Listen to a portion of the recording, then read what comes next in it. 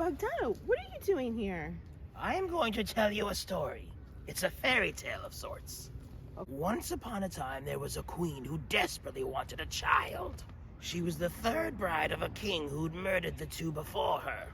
When they failed to conceive, she knew her fate as she could not give him an heir. His need for a child was different than that in most fairy tales. He planned for his child to be his means of betraying the high court. And so the queen consulted alchemists, diviners, and witches. Being magical herself, she wove spells and brought her husband to bed on a blanket spread with herbs. And yet, no child quickened in the queen's womb. In time, they sought out a wise old hag, and she told them that she could give them the child that they wanted, but that they would have to do exactly what she said. They promised her any reward, and she only smiled, for her memory was long. The wise old hag told them precisely what to do, and the girl they made was delicate in form, with eyes of stone and lips of frozen rose petals, and the sharply pointed ears of her people. When they finally sculpted her, they smiled at each other, captivated by her beauty. Their hag smiled too, for other reasons. I've never heard this tale before. Hi everybody, I'm Joe. And I'm Mary. And we're Book Buds. And today we're talking about The Stolen Heir by Holly Black, which puts us back in the world of The Cruel Prince. So very exciting. This is a new book. That's the first one in a duology to expand on the Elfhame world, which was really exciting. I was super, super excited about this book. It was fun to be back in this world. It really was. And now we've both read it. I read it like immediately. Joe just finished, so his brain is like super fresh on the story. Yes. You were happy to be back there, right? Yeah, it was great. It just felt like an old friend, revisiting an old friend back in the woods with the Fae. And she's dark. She's a dark writer. She is. Yeah. Like some of the things I was like, oof. Like they mentioned someone was on a leash, and they mentioned that they like nailed their like bones together. Yeah. I don't know if it was their wrists or their arms. I was like, ooh, Holly. Yeah. That's cool. And this main character is she's from the Teeth. What is it? The Court of the Teeth. The Court of the Teeth, and she's got like sharp, pointy teeth. Yeah. Really, kind of just like a creepy vibe. Yeah. Even though you love her, you know. Yeah. It just dark. And she's blue. And wonderful. She's blue. She's a blue character. And so we don't really know that character all that well. I feel like she was in the last book from the Cruel Prince series, and like, you know, there's some that the author tells you reflecting back on how that story ended, and it's been a while since I read them, so I was like, yeah, I vaguely remember that. So I feel like she's a known character, but like a lesser known character, maybe. I could be wrong. Is that how you kind of remember it? Yeah, I think we said that it was like maybe she was like introduced like in the end or something as a very like peripheral kind of character. Yes. Yeah. And now they just grabbed her, and like now she's the main character. Right. Yeah. So, but then the other character that we have with her is Prince Oak, who is the little brother that's in the first series, and he doesn't have like a main role in the original series. No. He's just this little toddler that kind of like gets in the way and has to be protected. And with hooves. Yes, with hooves. I don't remember him having hooves in the series that we read before. Like a little goat. Right, but he totally has hooves in this book. They're referenced frequently. So, very feet focused. Very. Yeah. What did you think of that? Like, did you remember that from before? No, I didn't remember that. Yeah. Why did we both not remember that? I don't know. I mean, he was not a critical character in the first series, so that's probably why we didn't remember that. Could it be that she didn't mention it and this is like a new detail? Maybe. Anybody else, like, do you guys remember? Did he have hooves before? I'm very curious. I will have to reread if nobody tells me. we need to get that book from the library, like sift through it. Right. Yeah. All right, so we should tell you about the premise of this story, right? Do you want to do that? Okay, so our main character, Ren, is abandoned in the mortal world because she was born Fae.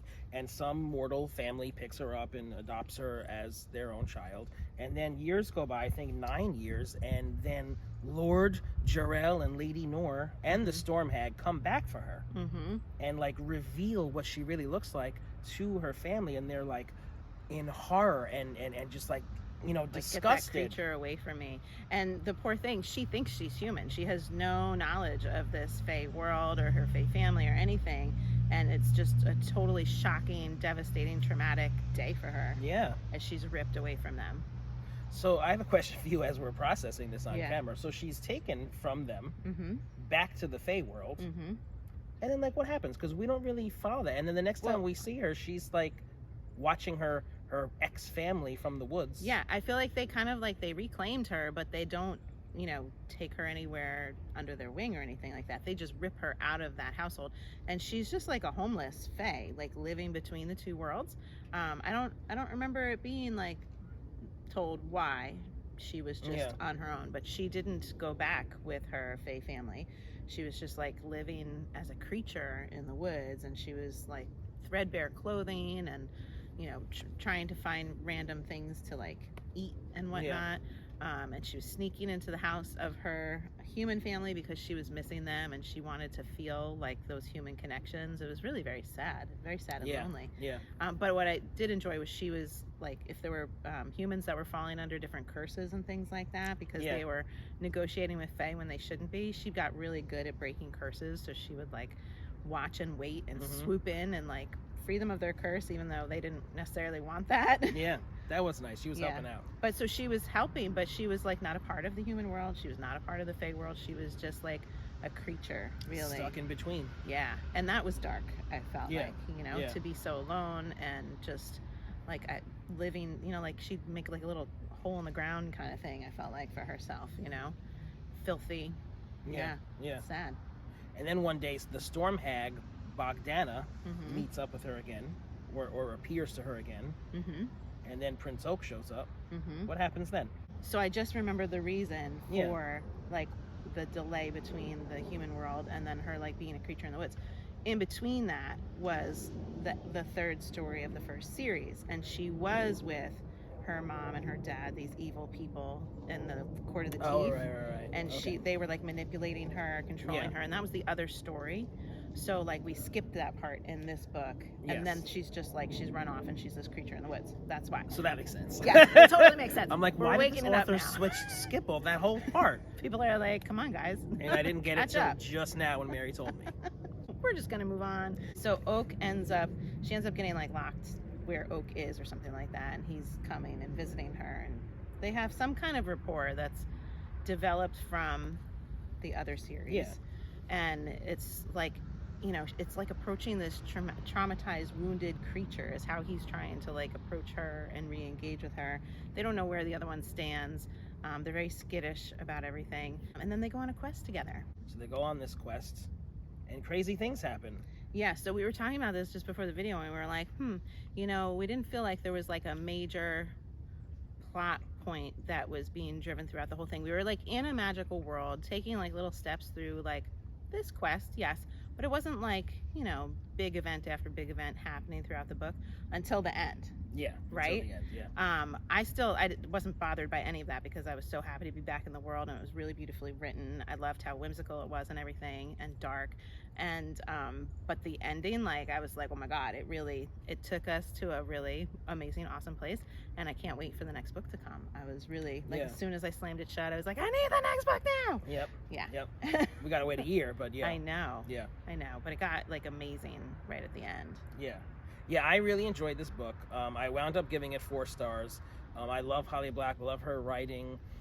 I was thinking about this, and it's like, she's complex, but she's not. Like, it's hard to put your finger on it. And throughout this video, now I kind of understand why. Like, I think that she states things that the reader doesn't really know, and then soon she'll explain it. And then you're like, okay. So, like, I felt like I was going on like a I was like confused, then she revealed the truth, and then I knew what was happening, and then I was just like, there's sometimes I don't know what she's referencing, and then she'll like explain it. So like I feel like there's that, like, she does like kind of keep you on your toes a little, like like you're kind of like wondering, like there's a quizzical nature to it, right?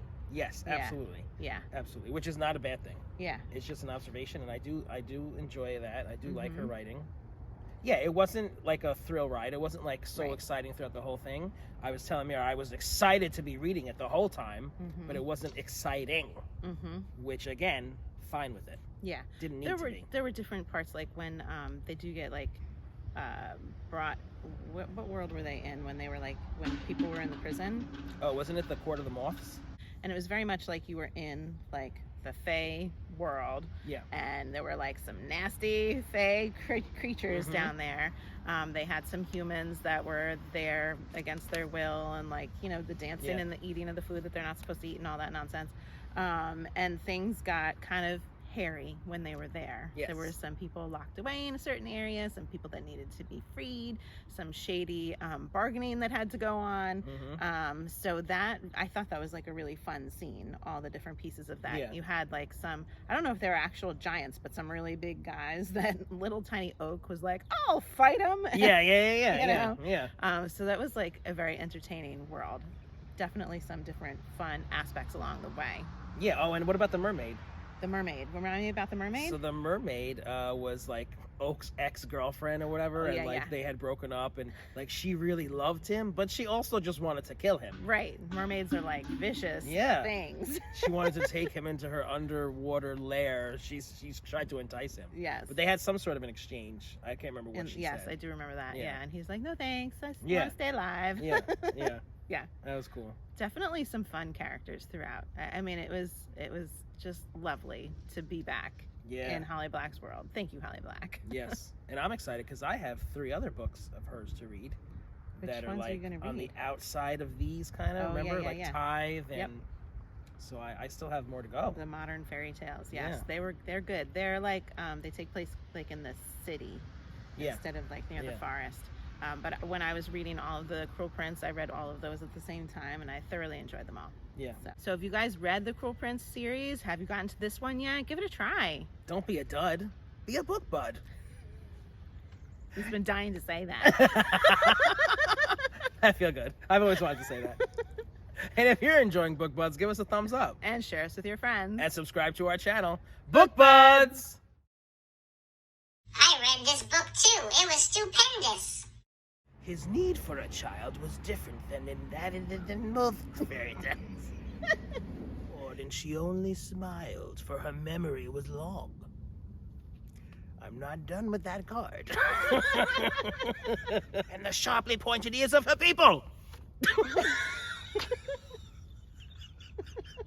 Thank you.